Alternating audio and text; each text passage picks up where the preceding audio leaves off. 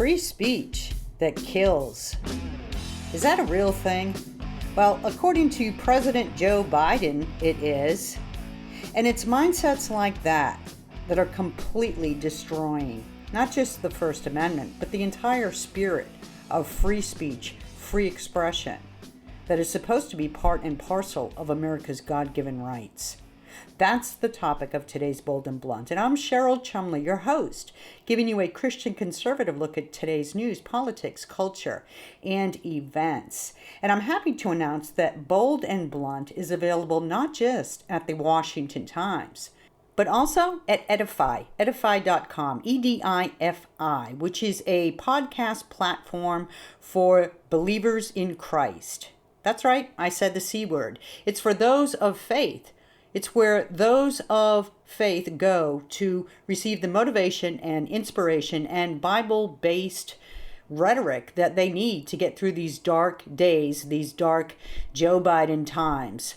Go to Edify, check out not just Bold and Blunt, and subscribe, sign up, but also all the other faith-based podcasts there. And don't forget, WashingtonTimes.com is the place to be for your truthful news in today's perilous times where truth has become radical. So go to WashingtonTimes.com, find my name, Cheryl Chumley, hyperlinked, click on it, go to the bottom of one of my commentaries, and please, I would love to have you sign up for my 3 times a week newsletter delivered right to your email box Monday, Wednesday, and Friday, as well as your support for my Bold and Blunt podcast. You can subscribe by going to my hyperlinked name, or you can actually subscribe to an entire year's worth of the digital platform of the Washington Times and all it has to offer, news, commentaries, podcasts, and so forth, by going to WashingtonTimes.com/Cheryl. And if you go to that specific URL, you will be given a 50% off deal for a year's access to the digital platform of the Washington Times. Love to have your support. The Washington Times actually needs your support because media outlets are not doing their jobs. Right? Media outlets supposed to be the watchdog of the people, supposed to be the fourth estate, in it to serve the people's interests and to explain the overreaches and the burdens and the corruptions and scandals of the government to the people, have actually, by and large, jumped in bed with the government. And now most in the media are little more than mouthpieces for what the government wants put forth, especially what the government in the Democrat Party wants put forth. When it comes to Republicans, of course, the majority in the media suddenly adopt a pit bull standard, a watchdog standard. Suddenly they remember they're called to duty. But when it's a Democrat in office, when it's a Democrat politician, nothing to see here, move on. Everything is good. And that's how things like the First Amendment become watered. Because the media turns blind eyes to the devastations that occur daily in this country. And if you're one of those people who point out the devastations to free speech that occur daily in this country, you get mocked. The media actually mock you. They say, nothing to see here. Move along. You are a conspiracy theorist. Listen to this. Listen to this from a reporter asking President Joe Biden about the censorship that's going on today's social media, on all things that counter, on all viewpoints that counter the government's viewpoint on coronavirus. On COVID misinformation, what's your message to platforms like Facebook? They're killing people. They're killing people. Did you catch that? Let me play that again. The whine in the background on this video feed is actually Air Force One. It's whirring in the background, I guess. Here we go again. They're killing people. I mean, look, the only pandemic we have is among the unvaccinated. And they're killing people. So if you're a conservative, you know what? Let's just remove the political labels from this. No need to go down the political rabbit hole on the coronavirus. Not on this point. Whether you're a conservative or a Republican, it shouldn't matter. What does matter here is that if you're a critical thinker, if you're an independent thinker, if you're somebody who likes to do his or her own research and form your opinion based on all the research that you've assembled and disseminated, if you're somebody who likes to decide for yourself and for your children whether or not a medical treatment is warranted, if you're somebody who actually digs in deep to the so-called science and actually goes to websites like the CDC, the Centers for Disease Control and Prevention, and the National Institutes of Health, or the FDA, the Food and Drug Administration, if you're somebody who actually goes to the first-person sources and digs up the data and roots around and comes to a conclusion based on your own, well, you're killing people if you raise questions on social media. That's according to the president. That's according to the president of the United States. These are dangerous times for free thinkers. In August, just a few weeks ago, Pew Research came out with this headline for this poll. More Americans now say government should take steps to restrict false information online than in 2018. And let's look at the numbers, because the numbers are a decided jump. They're not minuscule. So in 2018, 39% said the U.S. government ought to take steps to restrict false info online, even if it limits the freedom of that information to flow. 39% of U.S. adults said that. 48% in 2021 said the same. So between 2018 and 2021, so that's less than 3 years, 2.5 years, we've seen an increase of nearly 10% of American adults who think the U.S. government ought to take steps to restrict false information online, even if those limits control the flow of information in general, even if it's recognized as regulating speech. 48% now believe that. That's crazy. That's crazy. But look, even more think the tech companies ought to do this, okay? In 2018, 56% of U.S. adults said tech companies, the social media giants, ought to take steps to restrict false information online.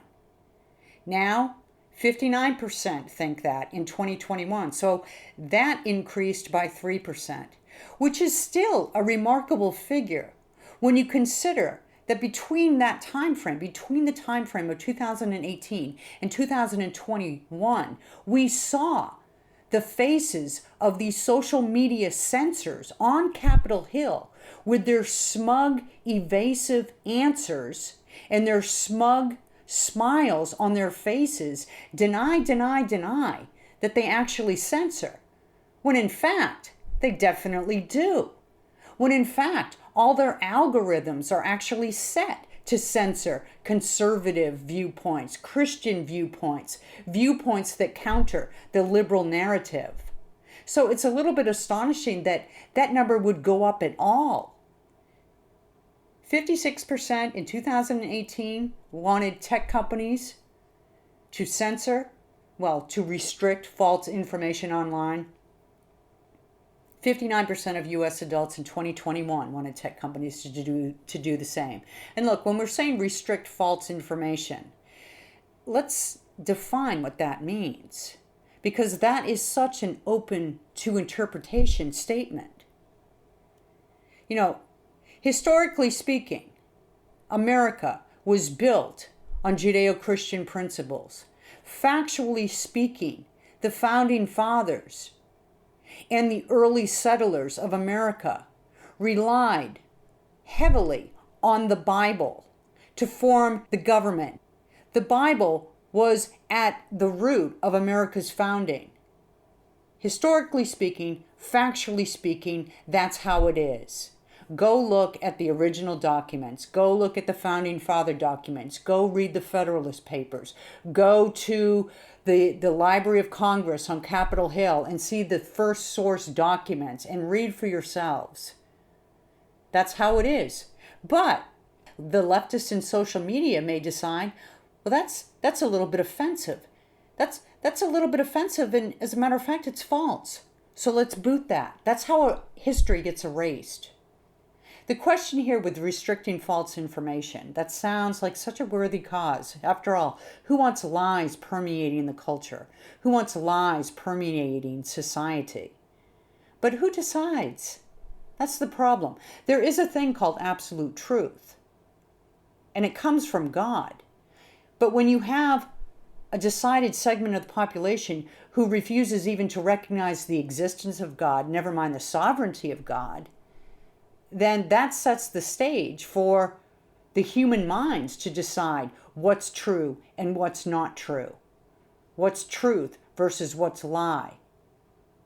And all you have to do is tune in to a congressional hearing led by Democrats, led by Nancy Pelosi or Chuck Schumer, led by any Democrat, and see how very easily truth can slip into the realm of lie as it spills from their lips, and vice versa, how lies can be sold as truths as it comes from their mouths.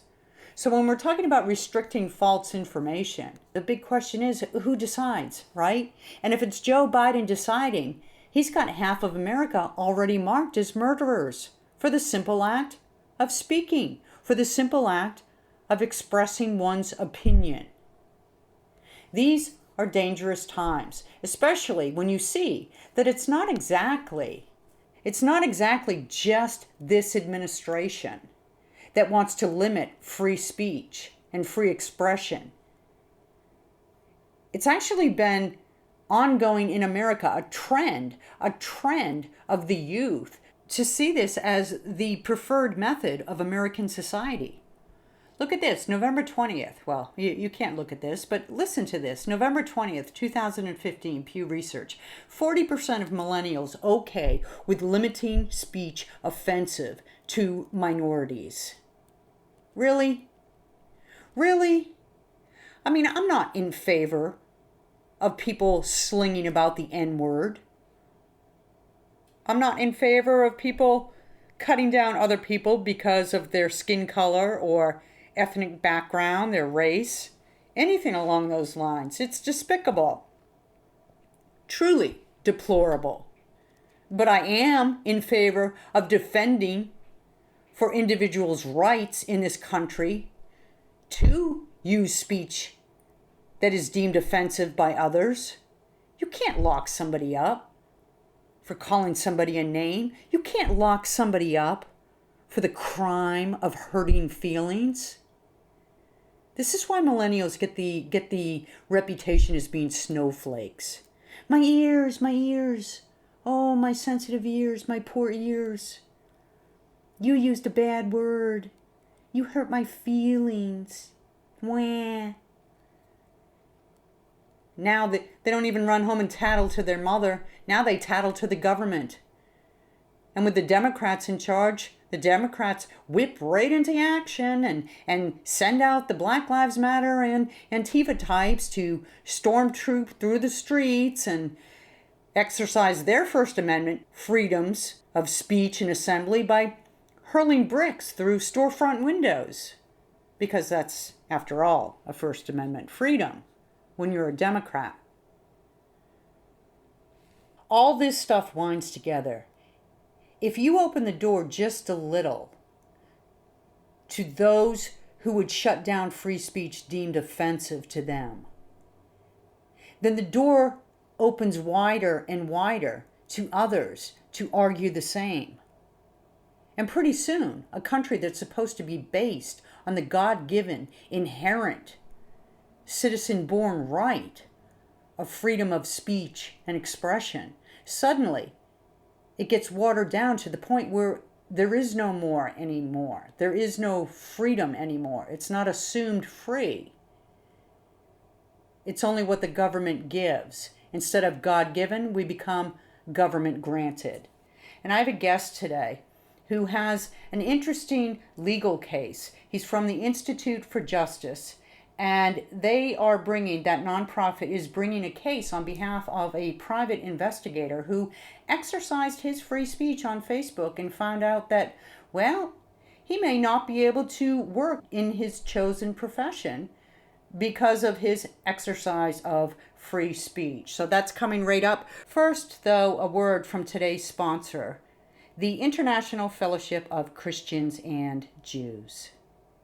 Explore the ancient Jewish roots of Christianity with podcast host Yael Eckstein, President and CEO of the International Fellowship of Christians and Jews. Join Yael from the Holy Land as she shares spiritual insights from the Torah specifically for Christians. This podcast will take you on a unique journey through the Bible that will deepen your connection with Israel and your faith. Subscribe to the show on iTunes or wherever you listen to podcasts.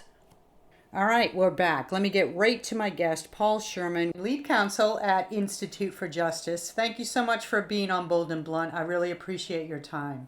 No, thank you for having me.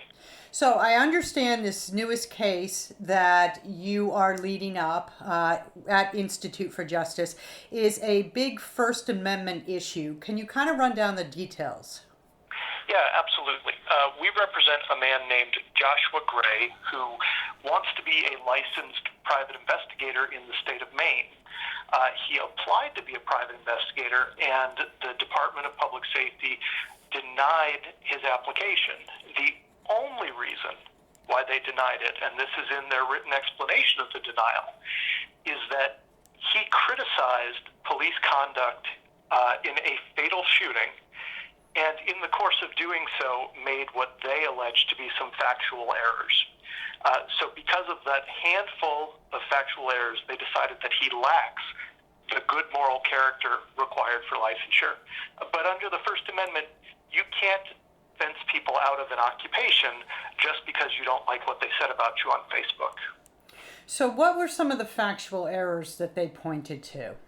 Well, so one of them, for example, was initially Joshua identified, so two people were killed in the shooting, Right. Kat Bailey and Amber Fagra. And initially, our client Joshua Gray identified one officer as having shot and killed Amber Fagra. In fact, it turned out he had shot and killed Kat Bailey. So when that came out, he updated his Facebook page to clarify that that was a mistake. Other things that they characterized as mistakes of fact are clearly opinions. For example, Joshua has characterized the shooting as murder. The Department of Public Safety says, well, that's a mistake of fact, and therefore we are not going to give you a license. I'm a commentary writer, and that seems to me that if the government wanted to come after me for characterizing something as murder when the government didn't want it characterized that way, that they could try and get me fired for my newspaper role. Is that in any way similar? Well, I think the clearest analogy to people who are in the media is when public officials try to sue reporters for defamation.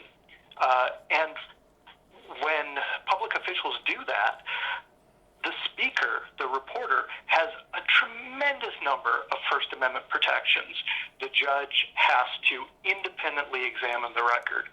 He has to make sure that the statements were actually statements of fact and not things like opinion or hyperbole. Joshua received none of that. So if he had been sued for defamation, he would have gotten all of it. He received none of it. And that's just inconsistent with the First Amendment. This sounds like a case of pettiness and grudge holding and petty revenge. I think that's exactly what it is. If Joshua had not criticized the police, they would have had no basis they could have cited to deny him his application. And yet that's what they did. And remarkably, the Maine Supreme Court upheld that. Wow. So Institute for Justice has stepped in, and you guys are looking for the U.S. Supreme Court to weigh in on this. Is that correct?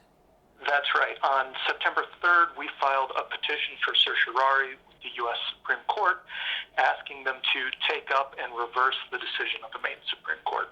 Now, how do you feel your chances are with the U.S. Supreme Court? Do you think they're going to hear this case? What kind of considerations do the justices take under their wings when they take a case versus not take a case? So there are a number of considerations they take into account. Things like, is there a disagreement among the circuits? The argument that we have made in our petition, and this is one of the grounds cited in the Supreme Court rules for when they may take a case, is when a lower court has decided a case in a way that diverges from Supreme Court decisions. And what we have argued is that there's a 2018 Supreme Court case called Nifla versus Becerra, in which the court said that occupational speech or professional speech, speech by people in licensed occupations, is subject to the same level of First Amendment protection as any other category of speech. And clearly the Maine Supreme Court's decision is not in line with that decision. So Joshua Gray, your client, what was he doing? He wasn't a PI at the time he made these comments, correct? Well, he's actually a PI in the state of Massachusetts. He wants to get his license in Maine because that's his home state, and he wants to be able to work there too. So he was a PI in Massachusetts, not even in the state of Maine, when he made these remarks. And Maine is now shutting the doors on him getting a PI license in that state. Yeah, and, this is a problem that we see with occupational licensing boards across the country. Very often, what they are interested in is not so much protecting the public, but protecting themselves. Now, normally, they're trying to protect themselves from competition. Here, it's not so much that, it's that they're trying to protect themselves from people who criticize them.